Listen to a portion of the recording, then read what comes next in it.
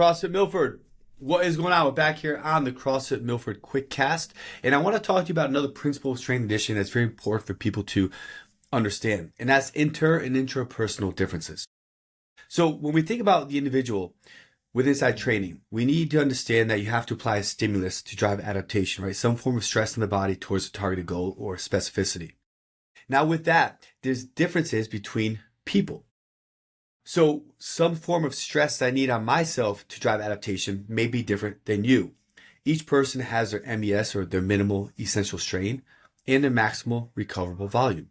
What that means is some people can handle more volume than others, and some people can handle different levels of stress than others, more intensity versus less intensity. What we have to keep in mind is something that might work really well for one person may not work really well for you. So we have to continually try to understand what that right dosage is to drive the proper adaptation towards a goal I'm trying to get. Now, also with that being said, there's intrapersonal differences. What that means is what worked really well for me 3 years ago may not work really well for me now. Why is that? Because life changes, cycles of life change. So the amount of stress in my life, my lifestyle, my sleep, my nutrition, all these things take a toll into what my body can handle inside the weight room to drive adaptation.